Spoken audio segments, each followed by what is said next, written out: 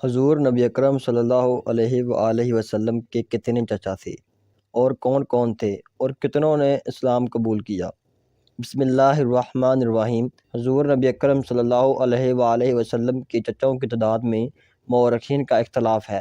بعض کے نزدیک ان کی تعداد 9، بعض نے کہا کہ 10 اور بعض کا قول ہے کہ 11 ہے، مگر بعض نے تحریر فرمایا کہ آپ صلی اللہ علیہ وآلہ وسلم کے والد ماجد حضرت عبداللہ رضی اللہ تعالیٰ عنہ کے علاوہ عبد المطلب کے 12 بیٹے تھے، جن کے نام یہ ہیں: حارث، ابو طالب، زبیر، حمزہ، عباس، ابو لہب، غداک، مکوم، درار، قسم، عبد القعبہ اور عبد الجہل۔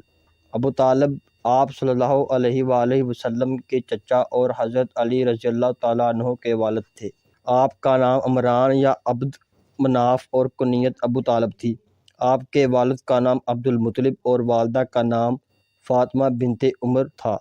آپ صلی اللہ علیہ وآلہ وسلم اپنی والدہ ماجدہ آمنہ بنت وہب اور دادا عبد المطلب کی وفات کے بعد 8 سال کی عمر سے آپ کے زیر کفالت رہے۔ آپ نے ایک بار شام اور بصرہ کا تجارتی سفر کیا تو حضرت صلی اللہ علیہ وآلہ وسلم کو بھی ہمراہ لے گئے۔ اس وقت حضور نبی اکرم صلی اللہ علیہ وآلہ وسلم کی عمر 12 برس کے لگ بھگ تھی۔ بحیرہ راہب کا مشہور واقعہ، جس میں راہب نے حضور نبی اکرم صلی اللہ علیہ وآلہ وسلم کو نبوت کی نشانیاں دیکھ کر پہچان لیا تھا، اسی سفر کے دوران میں واقعہ پیش آیا۔ آپ کے چچا کے 4 بیٹے اور 2 بیٹیاں ہیں۔ سب سے بڑے بیٹے کا نام طالب ابن ابی طالب تھا۔ باقی بیٹوں میں جعفر طیار، عقیل ابن ابی طالب اور علی ابن ابی طالب شامل تھے، اور 2 بیٹیاں ام ہانی اور جمانہ شامل ہیں۔ آپ نے تاحیات اشاعت اسلام میں حضور صلی اللہ علیہ وآلہ وسلم کا ساتھ دیا، اور ان کی بت پرستی کی ایک روایت بھی نہیں ملتی، جبکہ سیرت ابن ہشام میں ان کے کلمہ پڑھنے کا ذکر ہے۔ عبد المطلب کی وفات کے بعد انہوں نے ہی حضور صلی اللہ علیہ وآلہ وسلم کی پرورش کی۔ آپ نے حضور صلی اللہ علیہ وآلہ وسلم کا نکاح سیدہ ختیجہ رضی اللہ تعالیٰ عنہا سے کیا۔ آپ کی تقلید میں ابو لہب کے سوا باقی تمام بنو ہاشم نبی اکرم صلی اللہ علیہ وآلہ وسلم کے پشت پناہ بنے رہے اور حضور اکرم صلی اللہ علیہ وآلہ وسلم کی خاطر بڑی سختیاں جھیلیں۔ ختیجہ بنت خویلد کے ساتھ رسول اللہ صلی اللہ علیہ وآلہ وسلم کا نکاح انہوں نے ہی پڑھایا، جس کا آغاز کلمہ بسم اللہ سے ہوا۔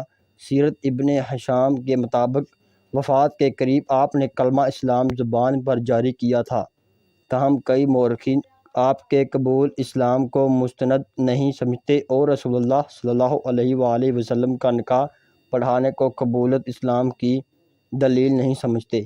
جب ہاشمی خاندان میں آقا صلی اللہ علیہ وآلہ وسلم کی کفالت کا معاملہ اٹھا تو عبد المطلب نے اپنے تمام بیٹوں کو اپنے سامنے بٹھایا اور ان سب کے دلوں پر روحانی نظر دوڑائی، اور ابو طالب اپنے پاس بلا کر فرمایا: اے میرے بیٹے، میں نے تیرے دل میں اپنے پوتے محمد صلی اللہ علیہ وآلہ وسلم کی محبت کو دیکھا ہے، اس لیے اس کی پرورش کفالت تمہارے ذمہ ہے۔ اس دن سے ابو طالب نے محمد صلی اللہ علیہ وآلہ وسلم کو اپنی کفالت میں لے لیا اور آقا صلی اللہ علیہ وآلہ وسلم کی پرورش شروع کر دی۔ آپ کسی بھی وقت اپنے بھتیجے کو اپنے سے الگ نہیں کرتے تھے۔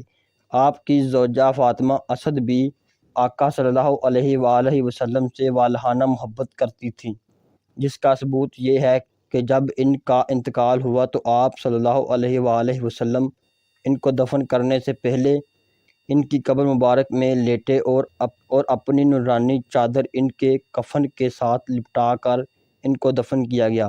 جب آقا دو جہاں صلی اللہ علیہ وآلہ وسلم کا اس دنیا میں ظہور ہوا تو آپ صلی اللہ علیہ وآلہ وسلم کا نام محمد صلی اللہ علیہ وآلہ وسلم، عبد المطلب اور ابو طالب نے تجویز فرمایا، جبکہ آقا صلی اللہ علیہ وآلہ وسلم کا فرمان ہے کہ میرا نام محمد عرش معلیٰ پر نور 70,000 حجابات میں چھپا کر رکھا ہوا تھا۔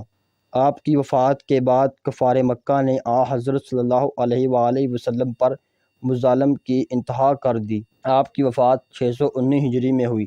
اسی سال ختیجہ بنت خویلد کی وفات بھی ہوئی۔ ان دو واقعات کی وجہ سے حضور صلی اللہ علیہ وآلہ وسلم نے اس سال کو عام الحزن یعنی دکھ کا سال قرار دیا۔ آپ کے چچاؤں میں سے صرف حضرت عباس اور حضرت حمزہ رضی اللہ تعالیٰ عنہ نے اسلام قبول کیا۔ حضرت حمزہ رضی اللہ تعالیٰ عنہ بہت ہی طاقتور اور بہادر شخص تھے۔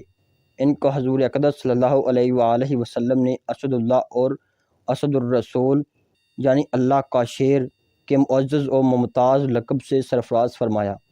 یہ 3 ہجری میں جنگ احد کے اندر شہید ہو کر سید الشہداء کے لقب سے مشہور ہوئے اور مدینہ منورہ سے 3 میل دور خاص جنگ احد کے میدان میں آپ رضی اللہ تعالیٰ عنہ کا مزار پن انوار زیارت کا عالم اسلام ہے۔ حضرت عباس رضی اللہ تعالیٰ عنہ کے فضائل میں بہت سی احادیث وارد ہوئی ہیں۔ حضور اقدس صلی اللہ علیہ وآلہ وسلم نے ان کے اور ان کی اولاد کے بارے میں بہت سی بشارتیں دیں اور اچھی اچھی دعائیں بھی فرمائی ہیں۔ حضرت عباس ابن عبد المطلب نبی صلی اللہ علیہ وآلہ وسلم کے سگے چچا تھے۔ خاتم المہاجرین حضرت سیدنا ابو الفضل عباس بن عبد المطلب رضی اللہ تعالیٰ عنہ کی پیدائش واقعہ فیل سے پہلے ہوئی۔ آپ غزوہ بدر سے پہلے ہی ایمان لا چکے تھے مگر مصلحتاً ایمان خفیہ رکھا ہوا تھا۔ جنگ بدر میں کفار زبردستی آپ کو لائے، چنانچہ پیارے آقا صلی اللہ علیہ وآلہ وسلم نے اعلان کیا کہ کوئی عباس کو قتل نہ کرے کہ وہ مجبوراً لائے گئے ہیں۔ اسی غزوہ میں آپ قیدی ہوئے اور فدیہ دے کر آزاد ہوئے۔ صحابہ کرام رضوان اللہ تعالیٰ مجمعین بھی آپ کی عظمت و شان کے معترف تھے۔ صحابہ کرام آپ سے مشاورت کرتے اور آپ کی رائے لیا کرتے تھے۔ آپ رضی اللہ تعالیٰ عنہ عطر اور کپڑے کے تاجر تھے۔ حضرت عفیف کندی رضی اللہ تعالیٰ عنہ بیان کرتے ہیں کہ مجھے اپنے اہل و عیال کے لیے مکہ کے کپڑے اور عطر لینا تھا، تو میں مکہ کے تاجر حضرت عباس کے پاس آیا۔ پیارے آقا صلی اللہ علیہ وآلہ وسلم کی بارگاہ میں وفد دارین آیا جنہوں نے آپ کو کئی تحائف دیے۔ ان میں ایک ریشمی جبہ بھی تھا جو سونے سے آراستہ تھا۔ حضور اکرم صلی اللہ علیہ وآلہ وسلم نے وہ جبہ حضرت عباس رضی اللہ تعالیٰ عنہ کو دیا تو آپ نے عرض کی کہ میں اس کا کیا کروں گا؟ حضور نبی اکرم صلی اللہ علیہ وآلہ وسلم نے ارشاد فرمایا، اس سے سونا الگ کر کے اپنی خواتین کے لیے زیور بنا لیں، یا ویسے ہی اس سونے کو اپنے اہل خانہ پر خرچ کر لیں اور ریشمی جبہ فروخت کر کے اس کی قیمت کو استعمال میں لے لیں۔ چنانچہ وہ جبہ آپ نے ایک یہودی کو 8000 درہم میں بیچ دیا۔ نہ صرف آپ ہی بلکہ آپ کے غلام بھی تجارت میں ماہر تھے۔ خود بیان کرتے ہیں کہ 20 اوقیہ سونے کے بدلے جو غزوہ بدر میں فدیہ ادا کیا تھا، اللہ پاک نے مجھے 20 غلام عطا کیے۔ وہ سب کے سب تاجر تھے اور بہت سارا مال کما کر دیتے تھے۔ ان میں سے جو غلام سب سے کم کما کر دیتا تھا اس کی مقدار 20,000 درہم تھی۔ آپ نے 70 غلام آزاد کیے اور اپنا گھر مسجد نبوی کی توسیع کے لیے وقف کر دیا۔ نیز آپ کے سخی ہونے کو تو خود حضور اکرم صلی اللہ علیہ وآلہ وسلم نے بیان فرمایا ہے۔ چنانچہ ایک موقع پر پیارے آقا صلی اللہ علیہ وآلہ وسلم لشکر کی تیاری میں مصروف تھے کہ اتنے میں حضرت عباس بھی آ گئے۔ آپ نے حضرت عباس کو دیکھ کر ارشاد فرمایا، یہ تمہارے نبی کے چچا ہیں، جو کہ عرب میں سب سے بڑھ کر سخی اور صلہ رحمی یعنی عزیزوں اور رشتہ داروں کے ساتھ اچھا سلوک کرنے والے ہیں۔